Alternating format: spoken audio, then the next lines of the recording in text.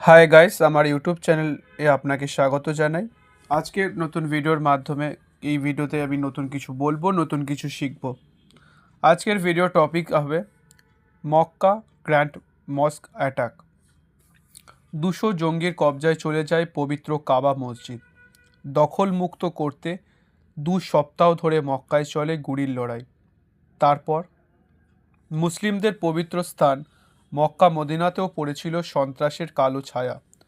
জঙ্গিদের কবজায় চলে গিয়েছিল সৌদি আরবের আল হারাম বা গ্র্যান্ড মসজিদ, যা দখলমুক্ত করতে রক্তে ভিজেছিল উপসাগরীয় দেশটির মাটি।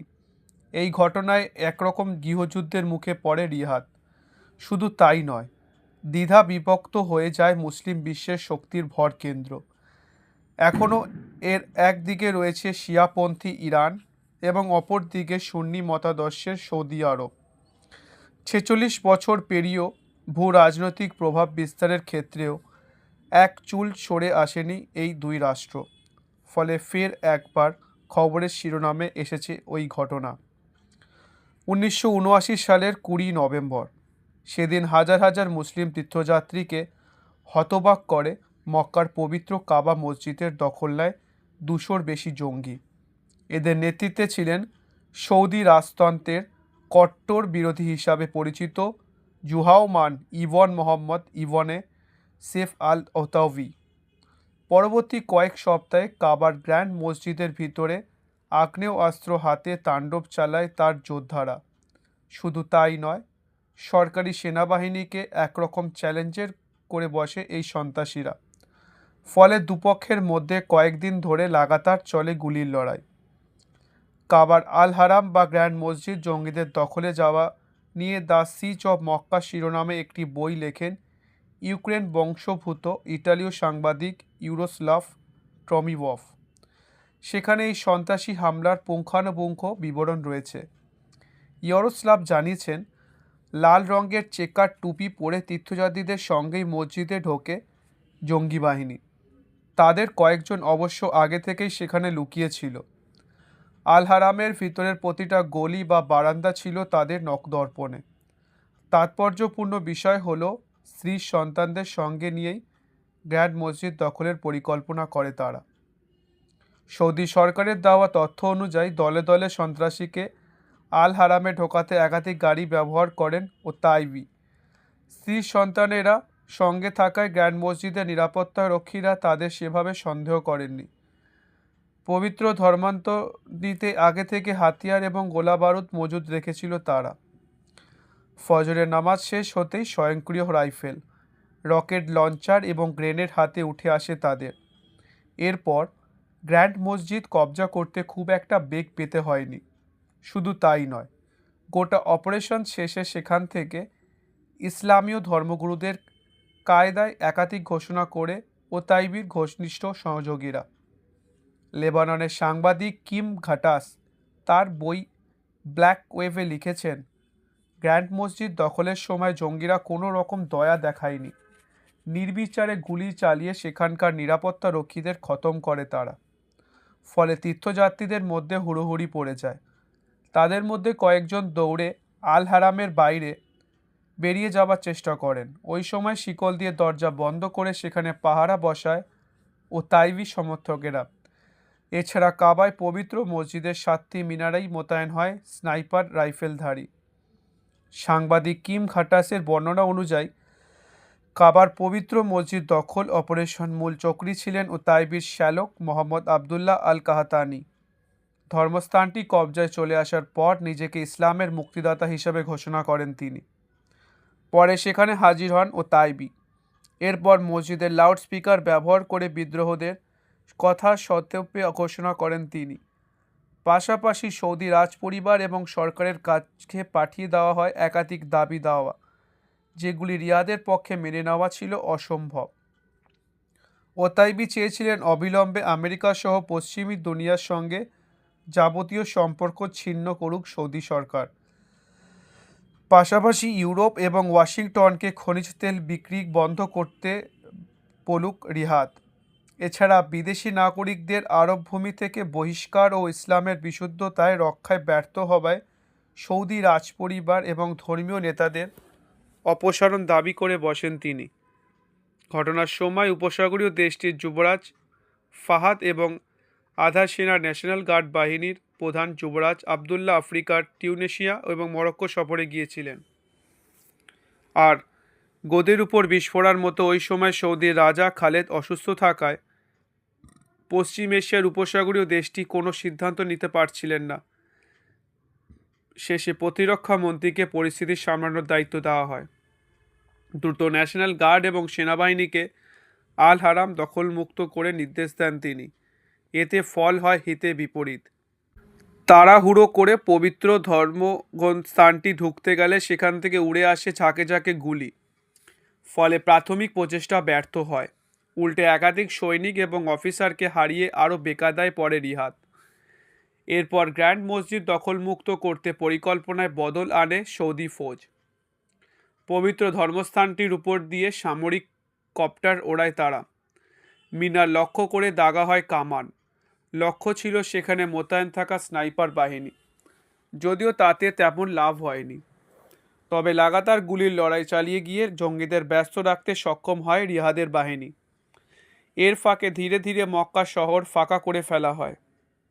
চাপ বাড়াতে মসজিদের বিদ্যুৎ সরবরাহ বন্ধ রাখে বাহিনী। ফলে এক সপ্তাহ শেষে কিছুটা সুবিধাজনক জায়গায় পৌঁছায় ফৌজ ও ন্যাশনাল গার্ড। এই লড়াই আরও একটি সুবিধা পেয়েছিল সৌদি ফৌজ, সেটা হলো এনকাউন্টারের কাহতানির মৃত্যু। এই ঘটনা সন্ত্রাসীদের মন ভেঙে গিয়েছিল, যদিও সেই সময় কেউ আত্মসমর্পণ করেনি। শ্যালক প্রাণ হারালে জঙ্গিদের নেতৃত্ব দিতে থাকেন ওতাইবি। অন্যদিকে কাহতানির বুলেট বিদ্ধ দেহ নিয়ে সন্ত্রাসীদের ব্যস্ততার সুযোগে কাবার মসজিদ থেকে চম্পট দেন পণবন্দি তীর্থযাত্রীদের বেশ কয়েকজন।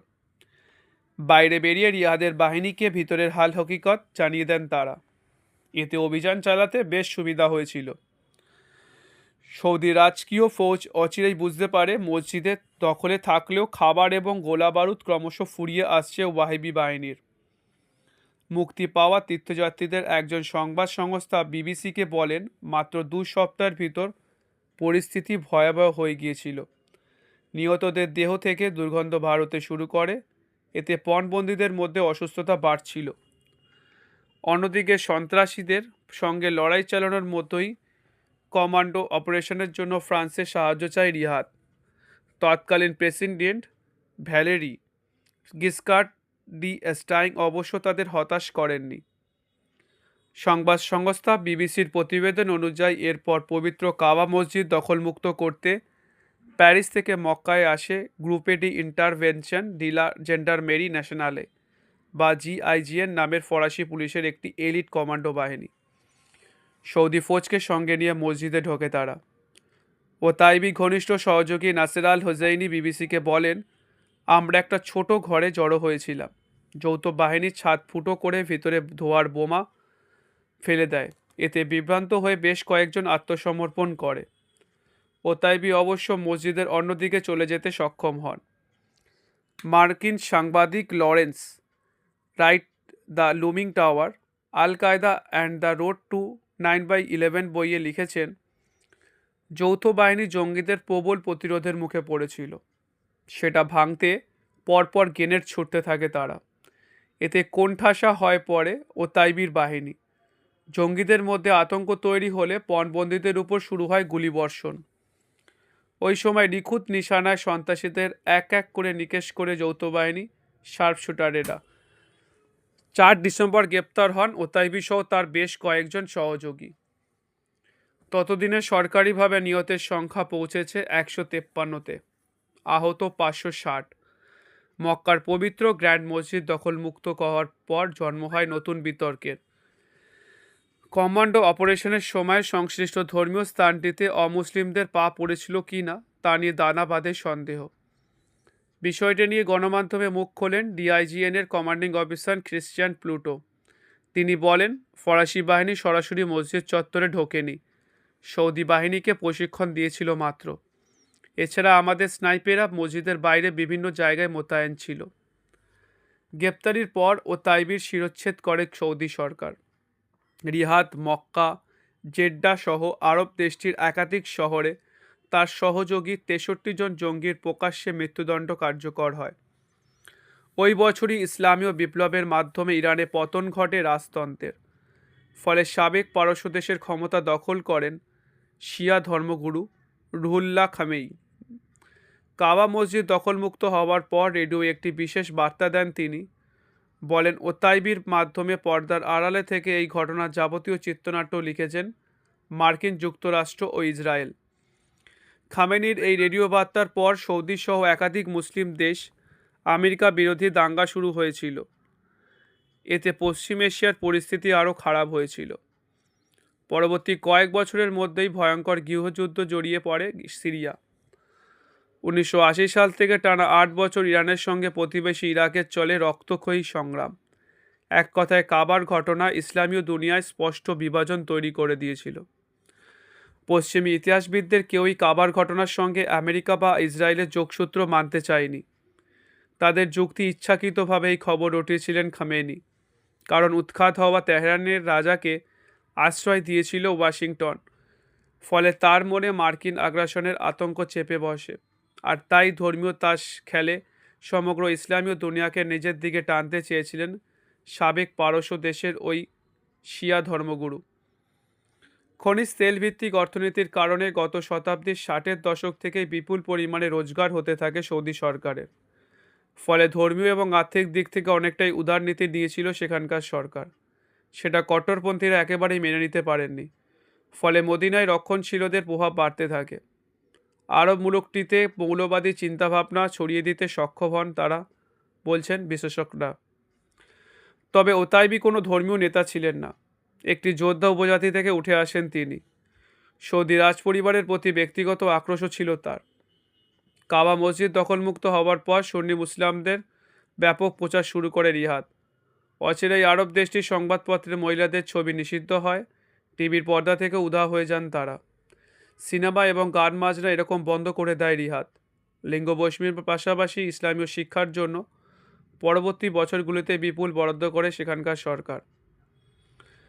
প্রতিরক্ষা বিশ্লেষকদের কেউ কেউ মনে করেন সৌদির এই ঘটনা যুক্তরাষ্ট্রের 9/11 জঙ্গি হামলার বীজ বুনে দিয়েছিল। এছাড়া কাবা ও তাইবি বাহিনীর দখলে থাকাকালীন সৌদি ফৌজকে সাহায্যের হাত বাড়িয়ে দেয় পাকিস্তান। ফলে ইসলামাবাদের সঙ্গে অটুট বন্ধুত্ব গড়ে ওঠে রিয়াদের। 46 বছর পর দুতরফের সামরিক সমঝোতাকে তার ফলশ্রুতি বলেই মনে করা হচ্ছে।